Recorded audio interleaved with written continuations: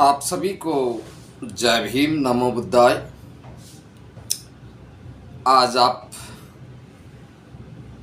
एक बात बता दूं आपको कि कुछ लोगों के बार बार जलन होती रहती है और कई सवाल खड़ा करता है कि भाई संत है जो भगवान ने देवी देवता ने माने को नहीं।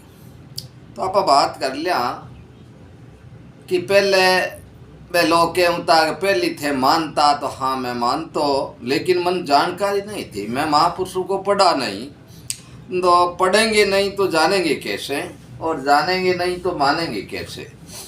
इसलिए मैंने पहले पाठ पूजा भी की, सारा भगवानों को भी माना, देवी देवता के आरती स्तुति जो कुछ करना मैंने किया। लेकिन फिर मैंने महापुरुषों को पढ़ा और मैंने जाना कि इसमें कुछ लेना देना नहीं है, तो मैं क्या है कि उसको छोड़ दिया। और अब मेरे कोई पाठ पूजा कुछ भी नहीं मेरे घर के अंदर। तो अब कुछ लोगों के जलन होती है, सवाल खड़ा करता है कि वो मानते नहीं। तो भाई तुम्हारे क्या फ़ायदा और नुकसान होगा इससे? तुम्हारे क्या फ़ायदा होगा मेरे मानने से? और मैं नहीं मानता हूँ तो तुम्हारे क्या नुकसान होता है ना।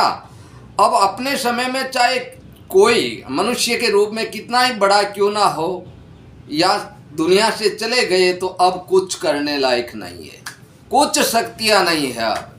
तो मेरा आप सभी से ये निवेदन है कि ये जलन है जो तुम्हारी बेकार है, फालतू है, और तुम भी इसका पता कर लो। अब कुछ लेना देना नहीं है। आप चाहे कितना भी उसके आरती स्तुति और चढ़ावा चढ़ा दे, कुछ मिलने वाला नहीं है। और फिर भी आपको लगता है कि इससे कुछ होगा तो आप करते रहो। मैं क्यों मना, मैं कौन हूँ आपको मना करने वाला? लेकिन मैं नहीं मानूंगा, क्योंकि है ही नहीं तो मानूँ क्या? किसको मानूँ? कुछ है भी नहीं तो बिना मतलब मैं कैसे मान लूँ कि वो है देवी देवता भगवान? ऐसा कुछ भी नहीं है इस दुनिया में।